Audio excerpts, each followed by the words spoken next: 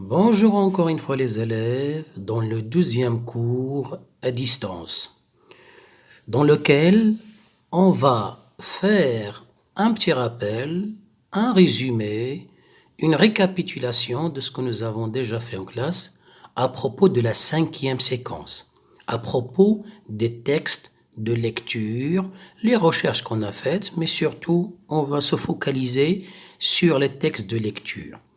Cette 5e séquence dans laquelle on a parlé de l'animal dans le roman d'aventure.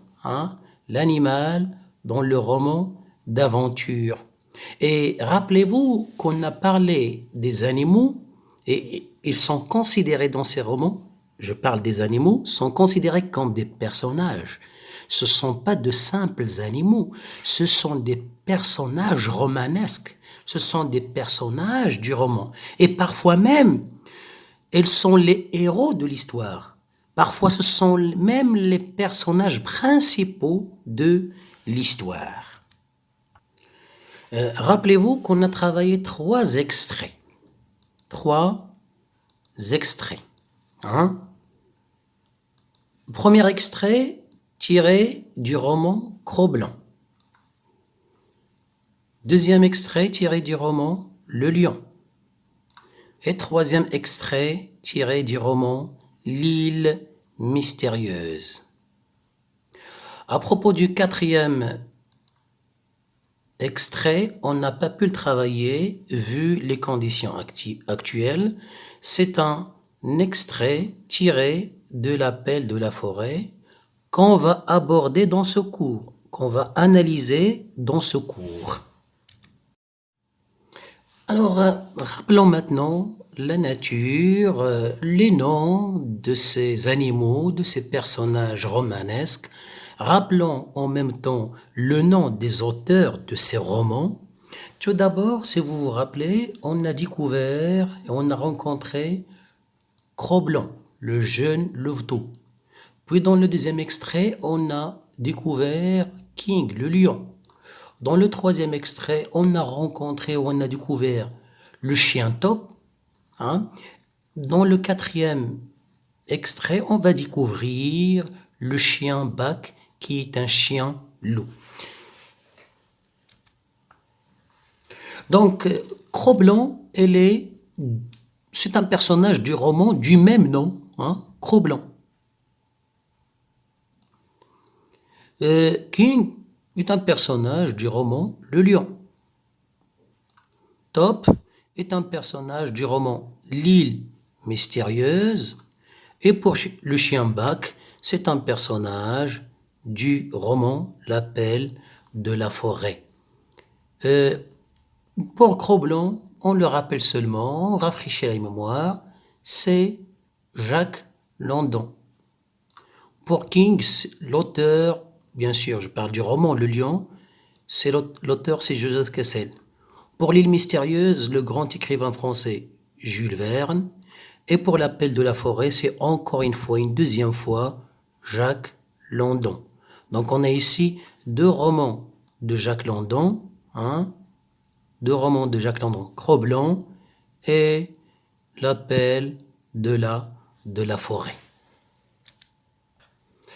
Rappelons maintenant les lieux où se déroulent les histoires.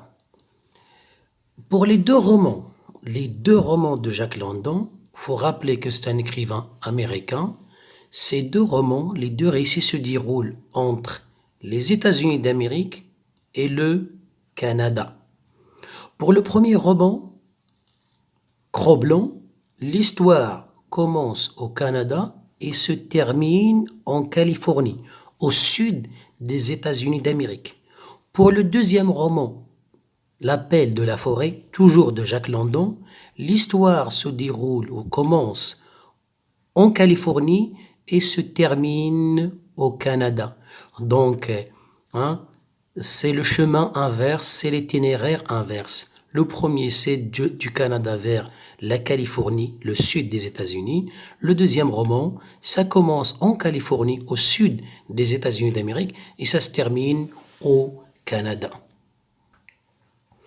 Pour le roman Le lion de Joseph Kessel, l'histoire se passe au Kenya, dans une réserve animalière au Kenya. Rappelez-vous, on a déjà parlé de la réserve, on a parlé du Kenya, c'est là où se passe l'histoire du roman de Joseph Kessel. Bien sûr, je rappelle que les récits sont de la fiction, ce sont des récits imaginaires, mais les lieux sont réels. Pour le lieu où se déroule le récit ou l'histoire de l'île mystérieuse de Jules Verne, et ça se passe sur une île de l'océan Pacifique. Rappelez-vous que les personnages fouillaient Atlanta. Atlanta, bien sûr, une ville qui se trouve presque au sud-est des États-Unis d'Amérique.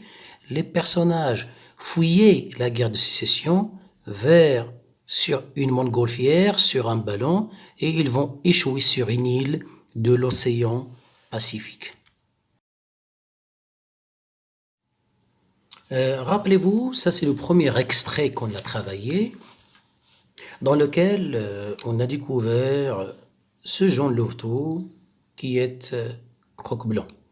Et donc cet extrait qui est intitulé, qui a comme titre « La muraille du monde ».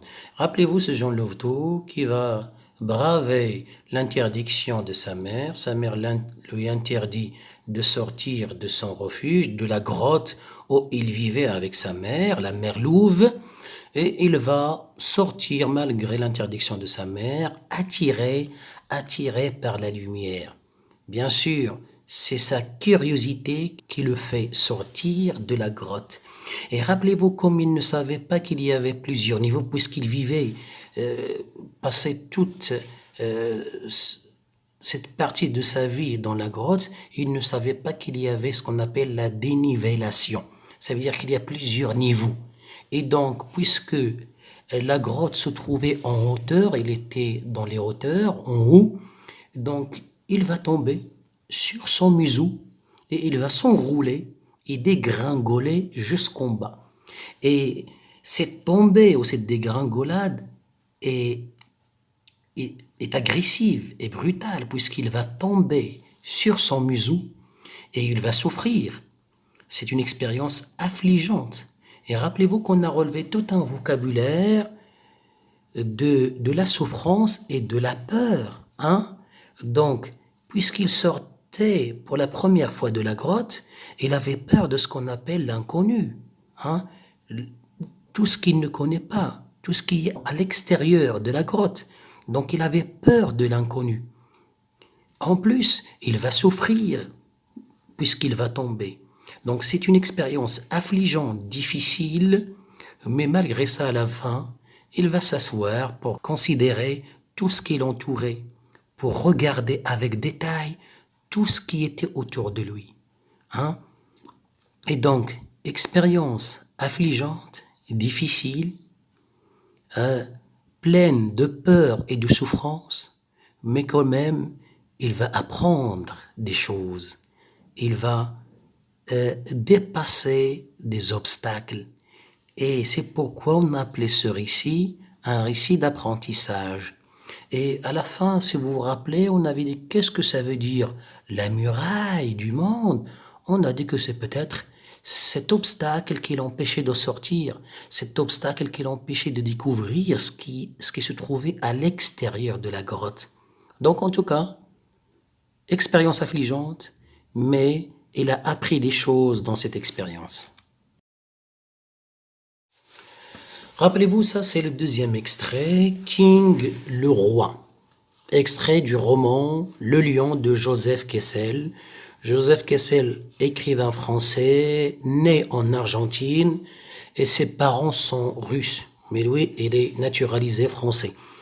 Dans cet extrait, le narrateur est un reporter, un journaliste reporter qui va voyager au Kenya et qui va découvrir ce lion, cette bête, et avec son amie, cette petite fille qui s'appelle Patricia. Et on a découvert dans cet extrait que le narrateur était à la fois admiratif et craintif. Admiratif, elle était fascinée par la beauté, par la force et la beauté de cette bête, de cet animal, de ce lion, et était à la fois craintif. Il avait peur de la férocité de ce lion. Et donc, à l'aide de cette petite fille Patricia, et sous ses commandements, elle va l'aider à s'approcher du lion et même à le toucher. Bien sûr, on n'a pas tous ces détails dans l'extrait, mais dans l'extrait, on parle de l'approchement, quand le narrateur va commencer à s'approcher du lion. Et même en parlant de lui, il dit qu'il pense qu'il est devenu fou. Fou pourquoi? Parce que s'approcher d'une telle bête, pour lui, c'est de la folie. Mais il va quand même s'approcher. Et dans ce texte-là, rappelez-vous, on a relevé tout un vocabulaire sur les parties du corps des animaux et surtout du lion en particulier. Rappelez-vous la toison, la robe, le museau, le mufle, hein, les flancs et ainsi de suite. Dans ce troisième extrait, rappelez-vous, un top nous guidera, extrait du roman L'île mystérieuse de Jules Verne. On en a parlé d'abord de la guerre de sécession. Rappelez-vous, je vous ai fait faire une recherche ou deux recherches, l'une d'elles sur la guerre de sécession. Cette guerre qui opposait les États-Unis du Nord, les États du Nord des États-Unis d'Amérique, aux États du Sud. Si vous préférez, les nordistes et les sudistes à propos de l'esclavage. Rappelez-vous, on en a parlé longuement en classe à propos de cette guerre, la guerre de sécession. Dans cet extrait-là, on a parlé de ces personnages qui fouillaient sur un ballon, sur une montgolfière. Ils fouillaient la guerre, bien sûr, cette guerre de sécession. Et à cause de la tempête, le ballon, la montgolfière va se déchirer et ils vont échouer sur une île du Pacifique. Ils vont faire naufrage. Rappelez-vous, on a déjà vu les mots naufrage, faire naufrage, les naufragés. D'accord? Et malheureusement, en faisant naufrage, en échouant sur cette île, ils vont se disperser. Surtout ces trois personnages qu'on ne trouve plus, l'ingénieur Cyrus Smith, son domestique, hein, et son chien Top. Rappelez-vous bien sûr, la scène se passe en pleine nuit. Le reporter Gédéon Spilett qui réveille le marin Pencroff en lui disant que j'ai entendu du bruit. Quoi? Peut-être que ce sont des aboiements d'un chien. Et c'est vrai, après un dialogue, après un échange entre les deux personnages, et puis il y a un troisième personnage qui va intervenir au dialogue, qui est le jeune Harbert, et ils vont vraiment découvrir que c'est vraiment, il va s'avérer que ce sont des aboiements d'un chien, et que ce chien-là, n'est autre que le chien Top. Rappelez-vous, dans cet extrait-là, on a travaillé quelques procédés pour créer le suspense. Nous avons dit que l'auteur, par l'intermédiaire, par le biais, grâce au narrateur, il va créer le suspense. Ce qu'on appelle l'effet d'attente. Ça veut dire quoi? Il fait attendre le lecteur. Il va essayer de déclencher, d'aiguiser la curiosité du lecteur en le faisant attendre. Donc, en faisant attendre, c'est l'effet d'attente, c'est le suspense. Rappelez-vous, en classe, on a donné quelques exemples de quelques émissions de compétition qu'on voit à la télé. À la fin de l'émission, au lieu de donner ou de dévoiler directement le nom du gagnant, non, on va d'abord commencer par faire attendre les spectateurs.